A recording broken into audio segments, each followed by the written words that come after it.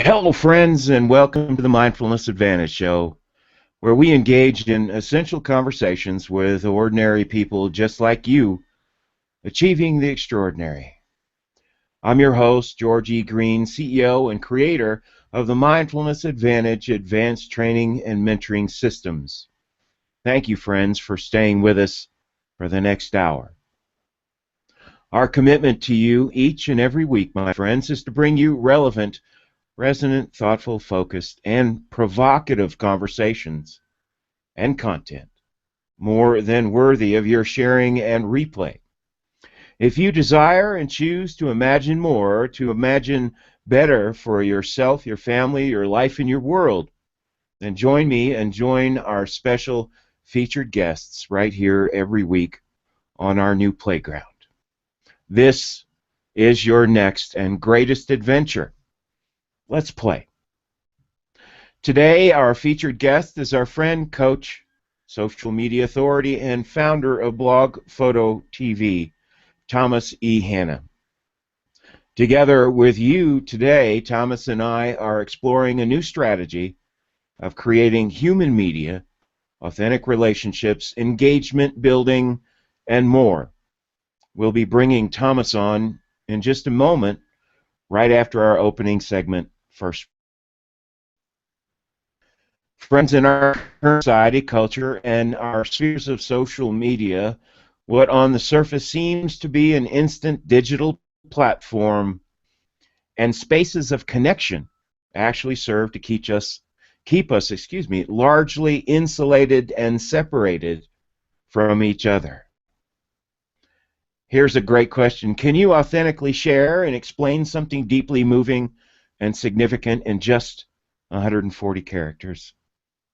Are you creating and telling engaging stories? Are you resonating with your widest audience?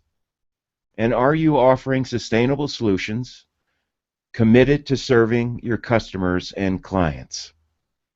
We're an overstimulated and oversold bunch, and most get more than a little twitchy on the back button on their mouse when they feel themselves being sold or leveraged.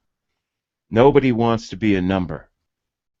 We all desire and require the people whom we choose to do business with, those we choose to be informed by, to be humans first and foremost, as they too appreciate our humanity. You want to win? Are you hungry to succeed and to take as many along with you as possible on your road to success? Then make a difference. Be a hero or a shero for someone else. Serve first and always, and the people you work with, work for, and play with will love who you are and what you do, period. Please join me in welcoming our friend Thomas E. Hanna to the show. Thomas, thanks so much for being with us today, my friend. Hey, George. I am super excited to be on here with you today. You have to let me know if I'm working. It looks like you've frozen up on my end, and I notice it's not switching over to me. So if I'm You're on the big frozen, screen. You're on the big screen right now. We've got a little bit of a there lag. we go. So I'm working. So I'm glad to be here. Super excited to connect with your audience and all of you fantastic folks there, and have some time to, as George puts it, to play together today. Yeah, and I'll just share with you, friends. I'm just now getting to know Thomas. My featured guests always invest at least an hour of content strategy dialogue, so we make sure that what we talk about and share with you is focused and has some great value to you. But I really find Thomas already to be a great friend, and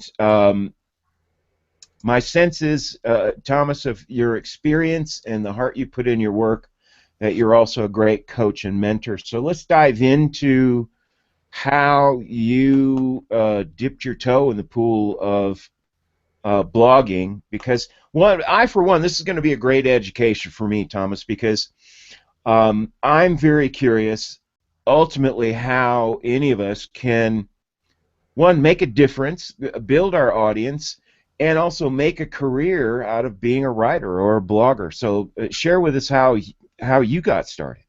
Well, it's kind of funny. I actually battled against blogging for a long time. My background is as a minister and as a theologian, and I always enjoyed writing. And I had a friend of mine that I actually knew. She was actually a youth minister, but we met because we both trained Brazilian Jiu-Jitsu. That's an art that I particularly love, and she was in there, and she started a blog about it, and we used to joke about it a lot. And it was about a year and a half, maybe 2 years, that she would constantly, because of our spiritual conversations, talk to me about how I need to start a blog. And so eventually I decided I'll kind of foray into that. And I tried a few different things, and I went through 2 or 3 concepts that nothing really clicked with. But in the process of that, began studying how do you develop an audience? How do you connect with people online? Which introduced me into content marketing and article marketing and all of the sort of the garbage that comes in garbage advice you get in that initial foray into that. And so I began playing with that and started building some niche sites and things like that in order to just kind of see how that went, and they didn't go at all. None of those really worked out, and I found that I didn't enjoy it either. And when I came back to blogging, what I ultimately came back to was I just need to write about stuff that I'm passionate about, and it came right back into being passionate and sharing those sharing those thoughts and the writing that I have, because if you're not passionate about what you do, not only do you not have the staying power to do it, but that lack of passion communicates, and people don't connect with it. It comes through in your words, in between the words, underneath and behind the periods. And what we're finding now, and we're going to move into this, is it's not enough just to be a blogger. It's not enough to have a strategy. And as Thomas said, there are an infinite number of opinions and people who promote themselves as experts, but unless you have a strategy where each level overlaps the next and you're built on your success, and it's a strategy based on doing what you love or expressing something that you're passionate about, people are going to know. And we have so many opportunities for information, and the one way that we can really connect powerfully is through our own heart, our own passion, and our authentic engagement. So keep rolling here. Well, yeah. Well, so and what you're getting on there, I think, is dead on, and we'll talk in a little bit, I think, about some of the strategies that came to be discovered. But the transition point for me was in being able to connect to the things that I was passionate about, and moving from trying to broadcast, from trying to get eyeballs on my material, to trying to actually build relationships with people. And when you do that, your entire thought process, your entire approach, the entire way that you think about strategy changes, because you're no longer simply trying to get people to see your stuff. You're trying to find ways where you can make connections with people, and that changes the approach. So that was the real turning point for me. And in the process, I had mentioned that I had started a theology blog. I started that in 2011, 2010, something like that. It was 2012 where I transitioned into focusing on relationships over just eyeballs. And within the course of a year, that site grew from something that was just kind of trucking along to one of the top 150 most read ministry blogs in the world. And I was interviewed on national radio. I was brought in talking about ministry stuff in publishing in major sites across the web, and I published a book at that time as well, Raising Ephesus, which was a book that I published about Christianity and culture.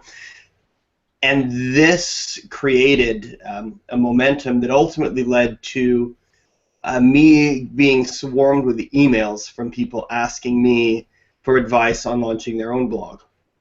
And initially, that advice transitioned into me sending those just email responses. But as it grew and I started getting more and more of them, um, and I started getting comments on the images that I was shooting for the blog, it evolved into what is now blogphoto.tv, because I launched this site in order to be a repository of information and resources for people that are wanting to launch their own blog. And that's where Blog Photo TV began, which is the current leg of my blogging entrepreneurial journey. Well, and full disclosure here is that I'm not in the inner circle membership, but I receive Thomas's posts and for royalty-free pictures. And for me, all of my content, the trend now today is that photo posts or visual-oriented posts get 90% better retention than text by itself, and video is off the chain as far as engagement and creating memorable content. And you really need high-quality photos that are literally eye candy, that will grab someone's focus, because everybody has such a short span of focus on the interwebs. So I really love what you're doing with Blog Photo TV, and one of the things that is in my to-do list is really to refocus more attention on my blog, and that's a commitment, because again, as I shared with you, I'm an Empire of One. I wear all the hats, and so I'm very much intrigued. Keep going on your arc here. Now you've gone from beginning to blog to your theological blog, and now Blog Photo TV. Mm-hmm. What's your big shiny stretch this year, and what's your big vision and idea for 2015? Well, I mean, we always have. Sometimes the journey that you're on unfolds itself. I mean, I think you need to have a plan and you need to have a strategy, but that strategy and that plan evolves as your journey continues to grow. When I first launched Blog Photo TV, it was intended to be two things.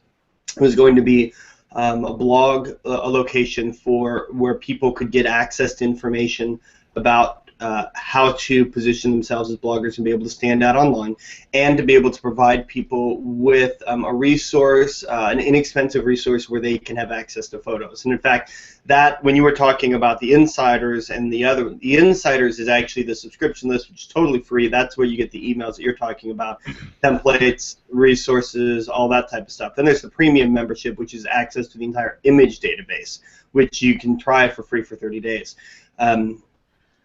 Hang on, Thomas, for just a second. Our Google Gremlins are working overtime. Thomas, if you would, our Gremlins are working overtime. Mm-hmm. You're phasing in and out here, and audio's not syncing with the video. My thought is, if you can just come out of the Hangout and come right back in, I think that may solve it. Sure. Let me go ahead and leave, and I'll come right back in. Awesome. Thanks for staying with us, friends. Sure. Just another glorious live moment here on Google Plus and Hangouts on Air. And while we're waiting for Thomas to come back in, we'll do an ID. You're watching the Mindfulness Advantage Show. I'm your host, George E. Green, and we're talking with Thomas E. Hanna today of blogphoto.tv. And I'm just really enjoying getting to know Thomas as a friend and a human being, and he is definitely one of the people that I'm learning how to depend on and use as a resource in terms of not only blogging, but what we're going to get into shortly here is what I talked about earlier, which is an overlapping, sustainable, and scalable strategy. So wherever you are today, you can build upon your platform in a way that scales up. Everything's interrelated. So you're back, and it looks like you're in better sync. I hope so. We're going to find out. We're going to let Thomas get his lower third back up and on.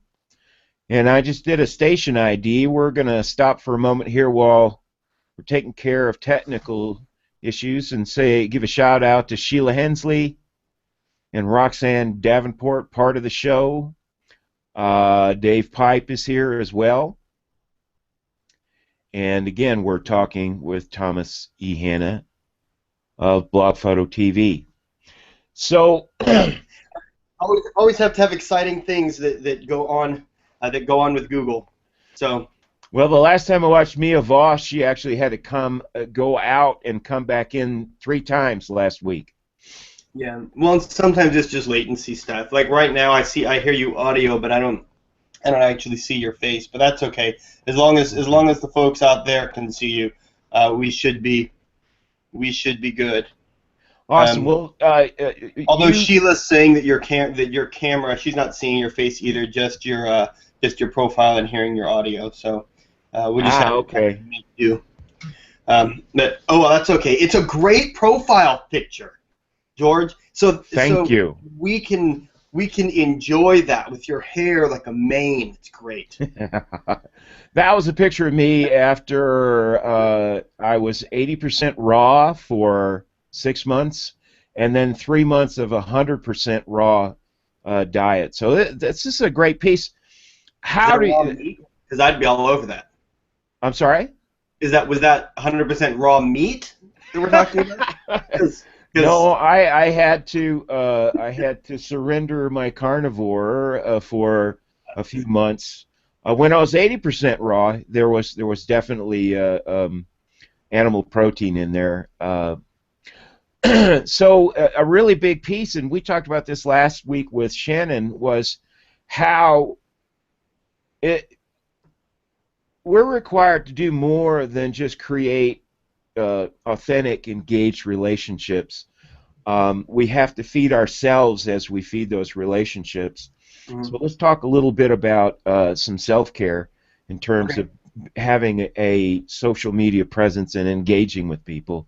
And what is your vision for your own self-care? Self-care, particularly, well, this is a challenge, I think, for all of us, not just social media, but there are certain industries that have a bottomless well to them. I discovered this in ministry because you always have people that want you to do stuff. But I think social media is similar because there's always more to do. So the struggle that I constantly face and that have to deal with how to I have to be very focused in sustaining this is retaining balance, because I do think that there's a significant part of who we are as people that value the work that we do, the connections that we make, the things that we're able to do with our hands, because I think part of how we were designed was to be creators of value, and we want to feel that we're doing that. But I also think that it's easy to get out of alignment with that and begin to neglect the other areas where we don't have time for recreation, we don't have time for genuine relationships, personal, ongoing relationships in our lives. And so for me, this is both my challenge and my focus is to make sure that I have time that I disconnect. Fridays usually, I'm off on. I usually take Fridays off for the most part. My wife is off on Fridays. Usually this Friday she's not, but usually she's off on Friday, so that becomes our day. So I disconnect. I might check some messages here and there, but I'm not at my computer. I'm not at my desk. We go out somewhere, and we usually get out of the house. We have some. We have memberships to a couple of the different Florida parks. I know it's horrible living right next to Disney, but we make do. And, and so we will usually get out and we'll go to something like that and go spend the day there, and enjoy and having a meal together. And and spending time like that. But that balance struggle, I think, is something that we have to be focused on, or we lose touch with it. Right. Well, and again, people have a sense of where we're coming from, if we're authentic, if we're passionate, and if we're going to sustain our passion, we need to have a sustainable plan for self-care ourselves as we have a strategy moving forward. So I'm really intrigued about our conversation the other day, how you portrayed your learning curve and your implementation curve of your social media strategy, and taking a leadership role in coaching and mentoring and training people with Blog Photo TV. Let's talk a little bit about the sustainable, scalable strategy that you're advocating. I know you and I talked a little bit about game theory as well. So let's dive into that end of the pool. Well, okay, so there's a couple things we're talking about, and in fact, I have an article that's going to be going up later today where I talk about, and part of this was I had this kind of in the wings for a while, but our conversation the other day prompted me to pull this out, where I'm going to talk about 5 principles that I draw from video games on how to dominate social media, and that'll be going up later today. But part of the thing that I think we often miss with social media is that we isolate all of the different things that we're doing. So for a long time, there's been sort of this outpost sort of mentality, this outpost theory, and people will talk about social media in this way, where they'll say, okay, your home base is your website, and then you have an outpost in these different social media networks where you go to in order to connect with people and bring them back to your website. And you go over here to connect with people and bring them back to your website. But all these become autonomous things. And when you look at strategy is not just about how many things can you have going on. It's about how do we integrate these things so that every individual piece is stronger because it's part of the whole.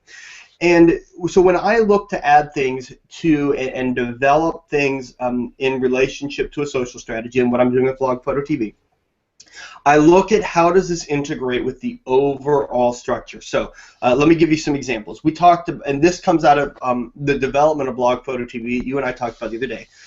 When I started off Blog Photo TV, my first 6 months, I wanted to. My target goal was to say, okay, I want to take 6 months and I want to build relationships with the people who would be interested in the type of content, the type of services that I provide, and I want to build relationships with colleagues in the industry so that I can come to be recognized as a viable presence in the social media industry. So I focused exclusively on that for those 6 months. I wrote articles, I stalked influential people, and built relationships with them in mutually beneficial ways, and I began creating that base. At the same time, I was developing a notification circle on Google+. After about 4 months, or well, actually about 6 months, we moved into the next stage. The next stage was Social Theory. We just launched that. I just launched that last month. And the notification circle that comes from that now for that first month or so feeds the audience for Social Theory. So Social Theory has taken off and done really, really well since February. And then as that builds up, that will eventually become a podcast as well. And that same group of people that are connecting with all of those, I'll be trying to connect in with the podcast in order to allow that to build up on iTunes. At the same time, we have these social outposts that I mentioned before, but none of them operate in isolation. You look at how do they integrate. So, for example, on YouTube, if you have your YouTube tied to your Twitter account, which you can do, and then anytime that somebody who has a Twitter account connected to their YouTube comments on or gives a thumbs up to one of your YouTube posts, it shares a tweet on their Twitter stream about their activity on your YouTube profile, and links that to your Twitter profile. So now, the activity that I'm doing on YouTube doesn't just feed YouTube, it also feeds Twitter, which continues to feed back at feedback to the website. The videos like this hangout right here can live stream on Facebook, LinkedIn, Pinterest, Twitter. Comment tracker can track comments from Twitter, so you can begin to bring these things in. So any of your efforts in one singular area are multiplied by the connectional effort in all of these areas. And that's one of the concepts when we talk about game theory. We talk about the ways that we establish strategies for things and the integration of them. And this is great information, and it really makes perfect sense to connect with somebody like Thomas, who not only understands this gamification strategy and interrelationship strategy, but Thomas, you're in the middle of implementing all that, and you're doing a great job. Also, I really enjoyed your show with Mia Voss, and again, I had said this before. You're great in front of the camera, in front of a group or millions, as it were, here on the YouTubes and the interweb. So, now, when I was, I had asked this question before, but you were about 50% on and off. What is your stretch this year? What's your big vision for serving greater number of people, and as you say, sort of rescuing brilliant entrepreneurs from obscurity? Yeah, right. Remarkable visionaries from internet. There you go. Yeah. Yeah, I like that. Well, okay. So here's one of the things that you have to deal with, is the reality of coming into, particularly if you're doing blogging or things like that, is that there is a journey that in some ways also unfolds itself. Now, you have to have a strategy, you have to have a vision, you have to have a direction that you're going for, or you're just spinning your wheels. But you also have to be willing to re-examine that as you go, to make adjustments based off of what is actually happening. Blog Photo TV took off I mean, I expected it to do well, or I wouldn't have launched it like I did. But it exceeded my expectations and wound up branching into and opening up opportunities that I had not anticipated initially. So, what do you attribute that achievement of exceeding your expectations? One, that's the language I use. That's the strategy I build. That's the expectation I make. That in the training that I do with my client partners, that's the meme. That's the consciousness and the expectation I assist them in building, which is whatever your greatest vision is, expect that you will exceed it. So what do you attribute to your great success coming out of the gate? The relationships, man. The relationships I was able to build. And when you approach relationships, there's a couple of things with it. First of all, you have to have a genuine love for people. You have to. You can't fake that. And if you can't stand interacting with people, social media is not where you want to be, because you have to be, wait for it, social on social media, right? So you have to have that love, but you also have to be thoughtful and strategic about how you're doing this. So it goes back, I gave the analogy a little bit ago about outposts that are all happening on autonomous things, and and rather than doing that, focus on connectivity. How do things integrate? Do that in everything that you do. I took the same principle and I applied that same type of a thing to how do I want to build relationships. So a lot of times when people do like influencer outreach, they identify, okay, who are the influencers in the industry, and they they send emails to them promoting some of their content, or try to make connections with them, or interact with them on their blogs or on social media or things like that, all of which is good. But if you have 15 people that are all kind of doing their own thing, and you're trying to build relationships with all these 15, you're not connecting this again. What I did, and when I sit down with people and talk about developing a social strategy, and building relationships with colleagues in your industry, one of the things I talk about is don't just find influencers, that term drives me up the wall. They're your colleagues. If you're wanting to get into an industry, you find the people that are in your industry, and you build relationships, because that's what networking is. But you don't just find the people that are in your industry. You find the people that are in your industry that are networked in with other people in your industry. So Google Plus is a fantastic way to do this because you have things, you have tools on Google Plus that help you track this. But I went through and I identified about, when I first started off, identified about 15 people that were not just, that were active and engaged on the platform, that were recognized as sort of leaders in the industry, and that were interacting with others. So you sort of begin to find this sort of circle of connection. And I began building relationships and reaching out to try to connect with them. Of the 15, within the first month, maybe 2 months, I was able to build relationships that I felt like were actual relationships with just two of those 15 people. But here's what happens as a result of that. Build relationships with those two people. Those two people become the bridges to the other relationships in that circle. Because instead of having all these disconnected things, you have a network that's already in place, and you establish a relationship with, you establish credibility with these two people, who then provide you with credibility and provide you with opportunities to continue to expand those relationships and connect with the others in that.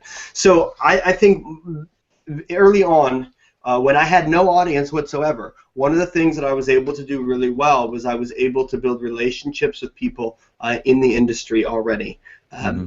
And that was one of the strategies that I used to do that. Let me recap here, because this is the second time I'm hearing this, but just for the benefit of our live audience and our friends in the replay, is that, you know, old school fire hose marketing is a numbers game, and you're fire hose, and you're just like, let's get as many connections and people as I can, and you know, build a marketing base. It's not enough to pick people who claim to be influencers. You really have to make and vet these people to see that they are influencing, not you know, I'm with you. The term influencer, I don't have a lot of love for, because I think it's really a sort of a shiny mirror ego thing for a lot of people. But the people who are really making a difference, who are informing people, who are stimulating valuable conversations, are people who create engagement and influence.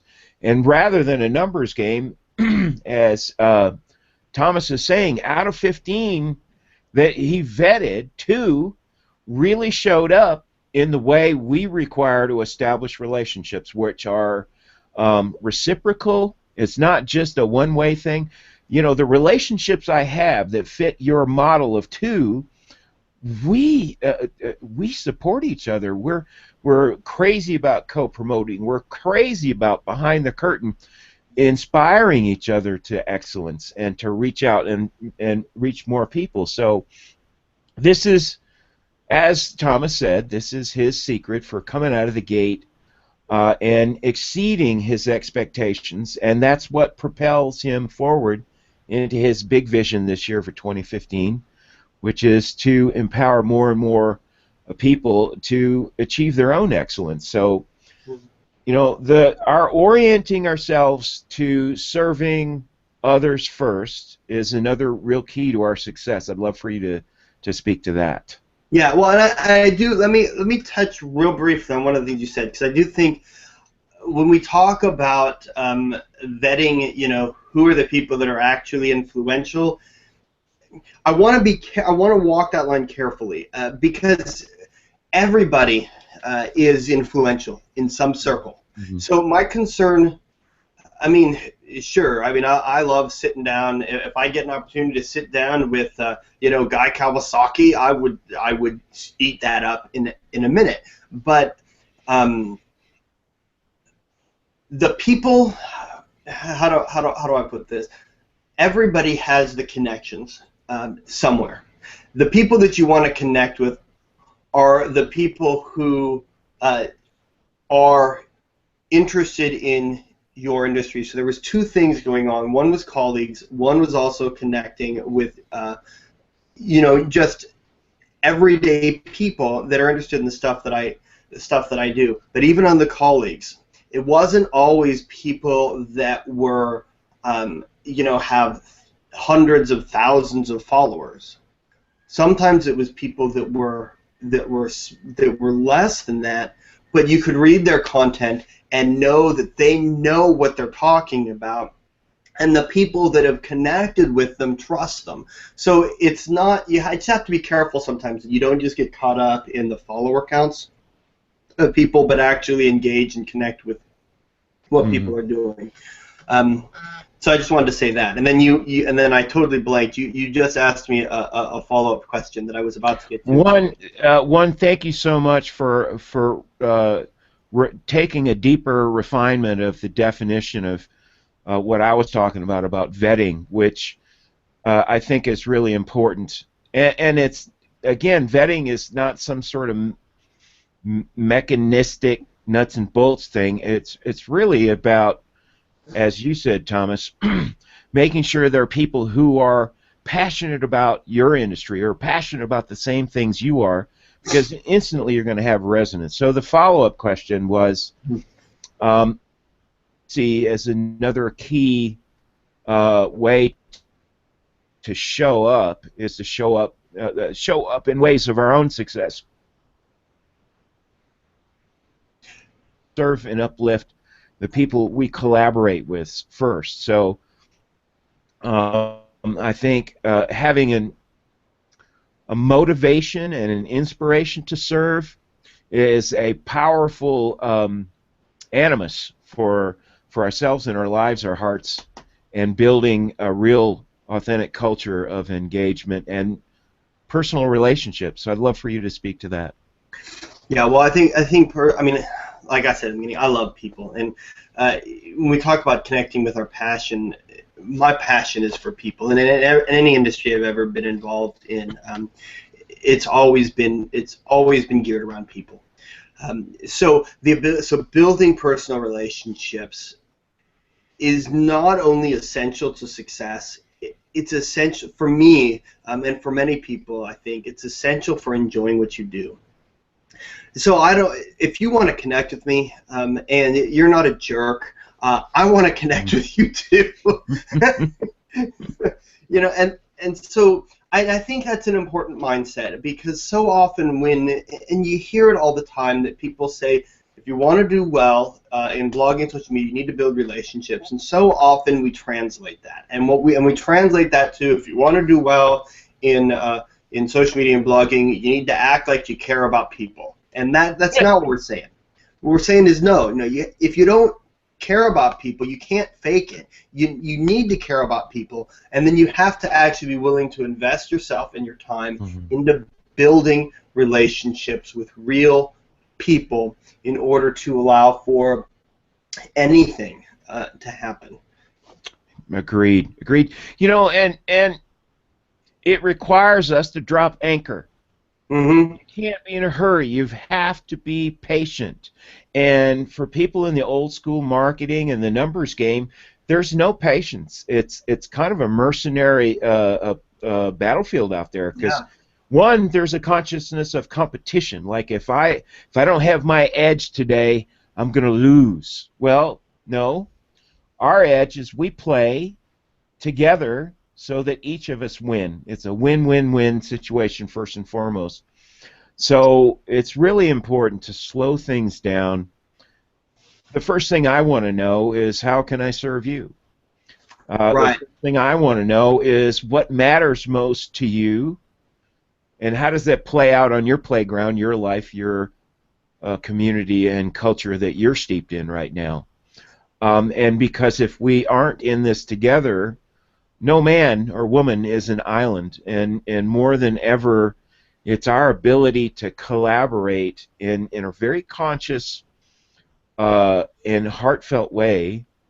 Though the people who are doing that are the people who are having massive success, and as I said in the open first words, those are the people that are bringing along their friends and their colleagues in the same level or similar levels of success. So we're doing it together. So speaking of what matters most, What curls your toes, man? What matters most to you? What really feeds your heart and your spirit? Well, I think I said this a little bit a minute ago, but it's connections with people. I'm very extroverted, so which means that I recharge. Actually, my energy recharges by being around other people, and I really enjoy. I really very thoroughly enjoy getting to know people, getting to know their stories, getting connected with people, and just seeing who they are and where they and having conversations. In fact, it sometimes gets me in trouble when people when people hire me as a coach. They'll hire me for an hour, and I'll sit down, and an hour and a half later, I'm like, this was supposed to be an hour, but I have to. If there's something that I'm helping you with, I can't shut it off. There's like that happens with me all the time, man. That's. And I love it. For me, there's never a like what the heck moment with me. It's like, oh my gosh, okay. It happened 2 days ago with a client. It was like, all right, we're going to do a quick check-in, and then we renegotiate. Well, really requires an hour, and 2 hours later, we're like, hey man, thank you. This was great. I love you. I appreciate it. And I learned and received as much or more than my client did. Yeah. Yeah, and that's the thing. We feed each other. In fact, let me show you something. Please.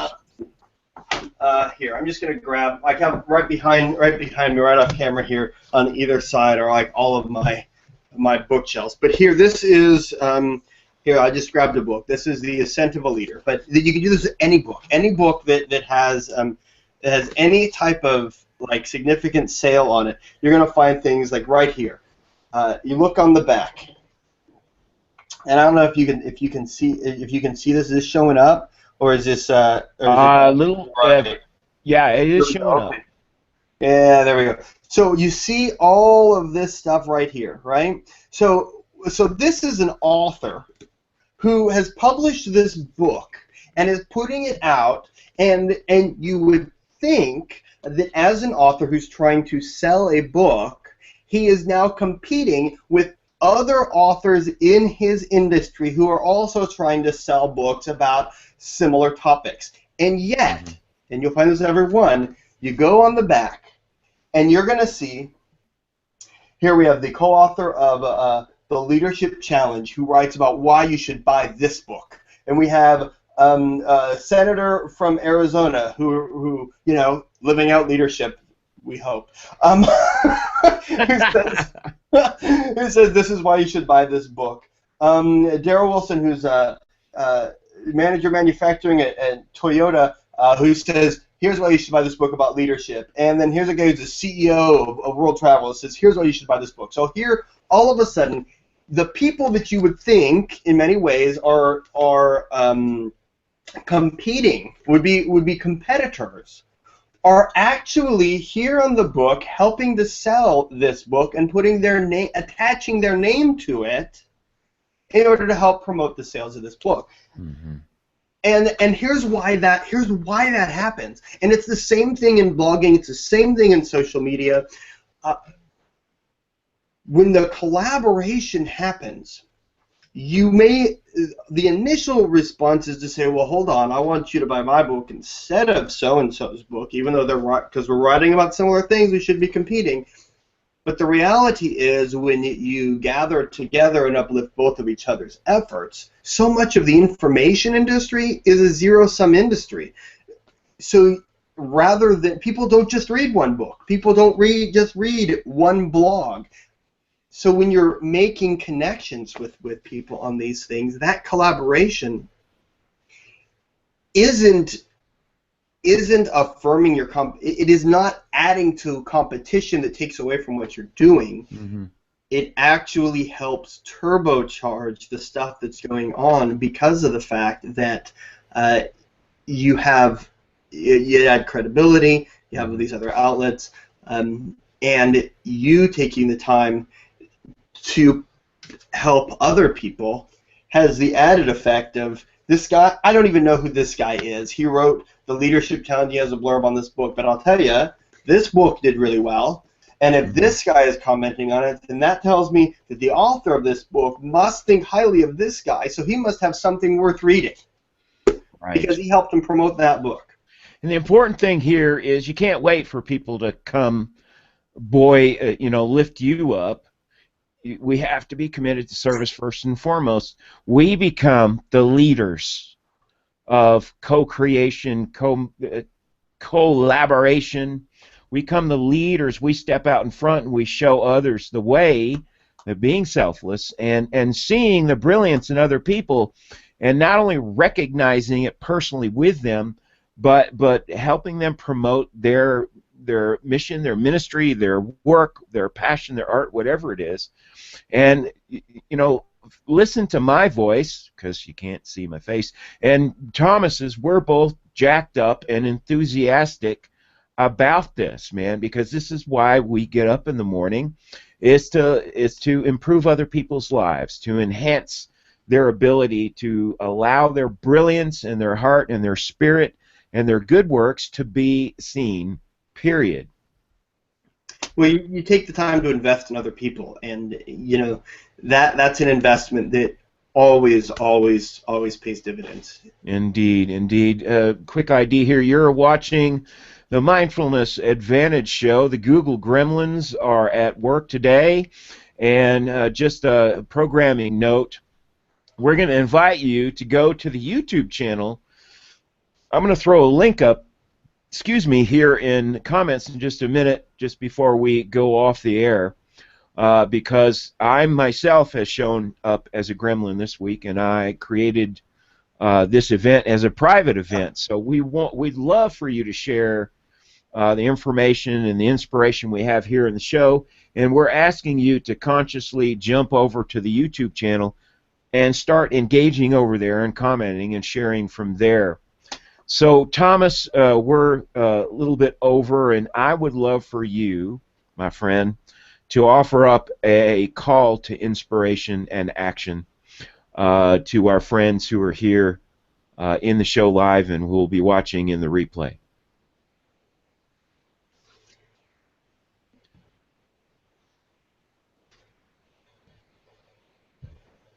Are you there? I'm here, yes. Okay. So, so this is your opportunity to throw down with a call to inspiration and action to our friends. Mm-hmm. Your parting words. I think if we take anything away from this conversation, it's this: take the time to invest in other people. Mm-hmm. People are what drive your connection online. They're what drive your business. They're what drive everything that you do. It's not search engines. Don't pay your bills. Search engines don't buy your products.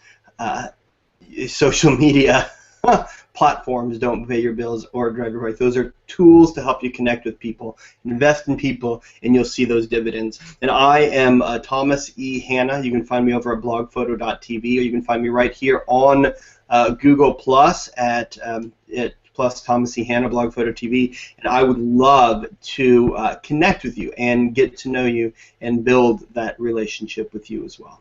Thank you, Thomas, and thank you for blessing and gracing us with your heart and your presence and words today.